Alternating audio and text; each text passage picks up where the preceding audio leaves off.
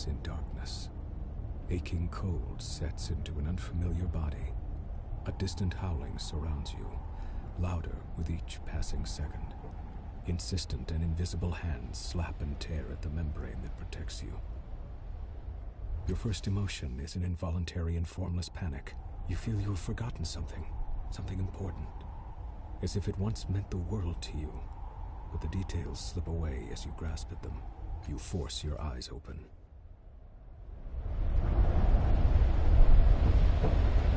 A white-pink fleshy cocoon surrounds you. Even as you look, a minor rent in its side tears open, and the howling wind forces its way inside. The cocoon rips away, gone before you can grab it, spinning you into a dizzying tumble. You are falling, the world many kilometers beneath you. You catch a glimpse of a curved horizon, and also the ground beneath you that is approaching deceptively quickly. Above you, a small moon is slowly collapsing in upon itself.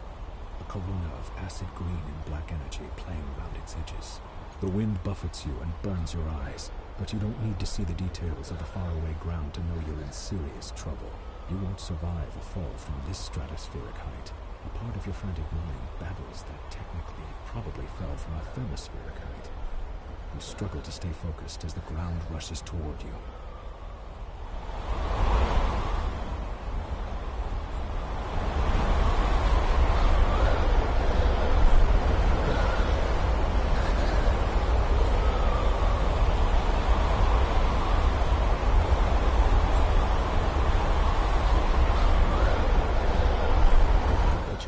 To your sides, and you slice through the air.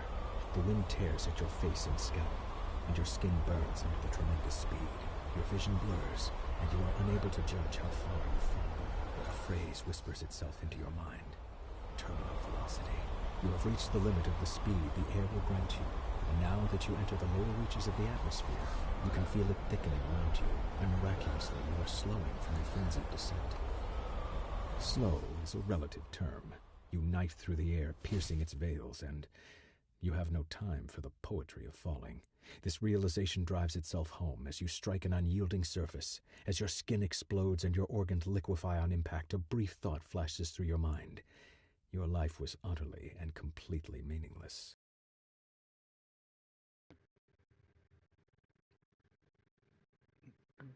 Well, shit.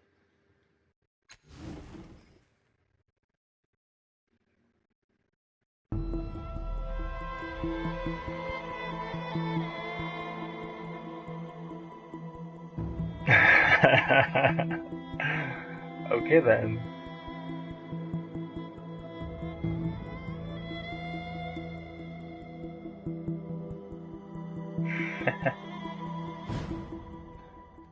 Let's try that again.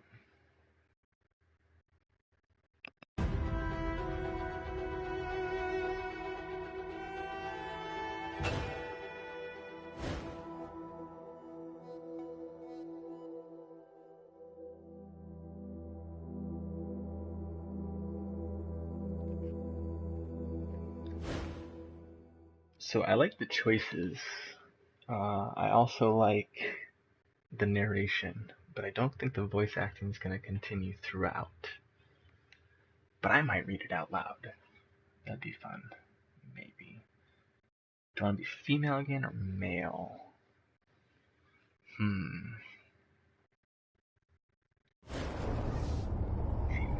Your mind wakes in darkness.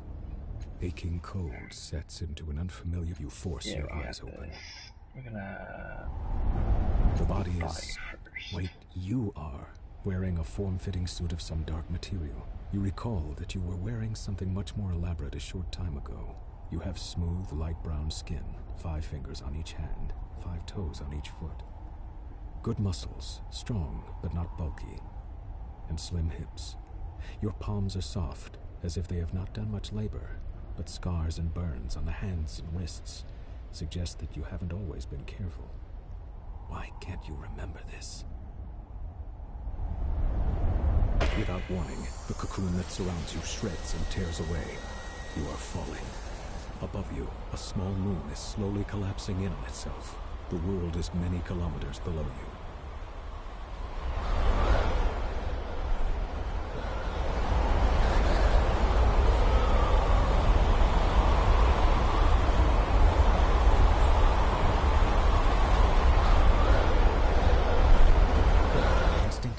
spread your arms and legs, and they respond sluggishly. You stop tumbling head over heels. Though you are still spinning laterally, that motion has calmed as well, and you have space to assess your situation, and perhaps to understand the predicament and the body in which you find yourself. Below you, you see a large landmass. A massive ocean dominates the rest of the visible globe, dotted here and there with island chains. Small moons, unusual structures, and strange machines rush past you in glittering profusion as you plummet toward the ground. Now you see that this appears to be a huge megacontinent, the only land of any size on this side of the world at least. Great inland seas and lakes dot the land, and curiously, regular mountain ranges march up and down and across. You are falling toward what looks to be a great bay, a sprawling city perched on its shore just to the north. Further to the north and east, you see a broad plain scattered with curious structures, visible even from this height. The northeastern portion of this land looks to be a desert, a strange blue dot like an eye in its exact center. It seems to hold a city in its watery grasp. To its west is a ring of huge mountains, surmounted by enormous carved peaks spewing magma into a central catch basin. What concerns you most right now is the bay below you. It's coming at you quickly.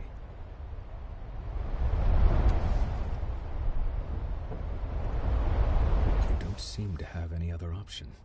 You close your eyes to the world below you. Ignore the rushing of the wind past you, and concentrate. You remember that you were in the hallways of a place that wove itself through your blood, through your thoughts. The memories project themselves in your mind, a story told to you as if they happened to someone else. Yet it was your body that walked those halls, your lungs that breathed that air. You were running because something was hunting you, a nightmare far more powerful than you. Were you powerful? Examining your stolen memory, you know that you were. What could have stood against you? Who wielded instruments of flame and time itself? The name is on the tip of your tongue. You were... who? Who were you? There is nothing for you to grab hold of, and the resistance of your body can only do so much against the insistent grasp of the earth. As you vainly try to grasp at the air, cupping your hands, you can see the watery grave that lies ahead of you. But wait, you plummet toward a domed structure of glass or crystal floating in a bay, and a strangely blurred woman and a man are pointing at you. A mass of colors rushes from his outstretched arm, enfolding you, but it's too late. You were falling too fast. With a sickening thump, you destroy the glass structure. You hear some strange engine howl as its balance is forever altered, and then... darkness.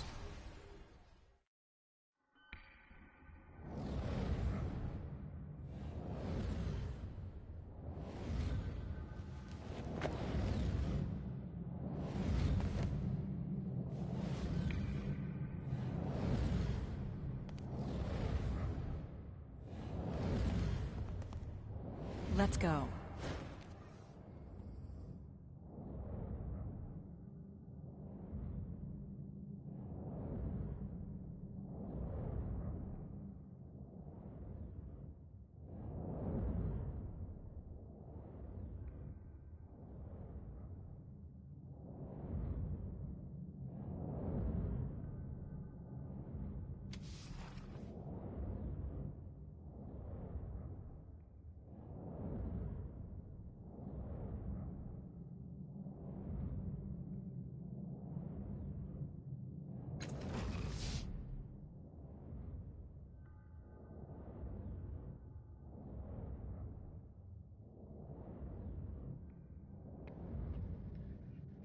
So yeah, it looks like it only does that during like the cinematics.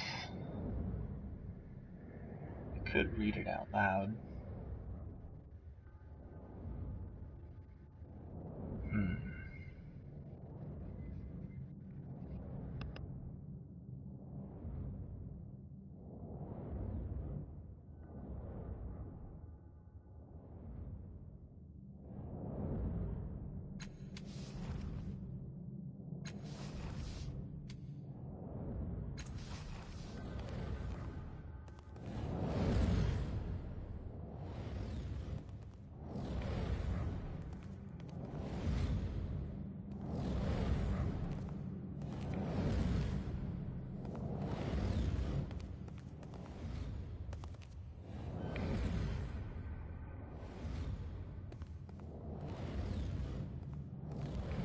All right.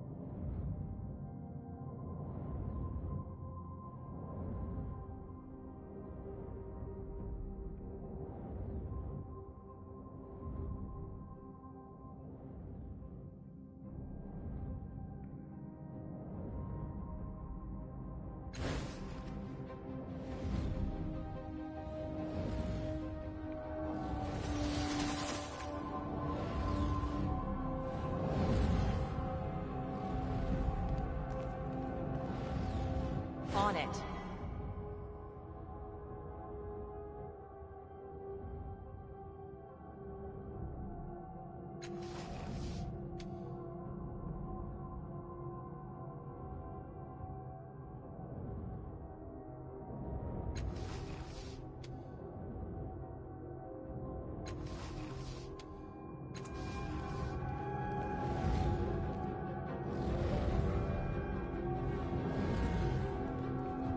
I'm going.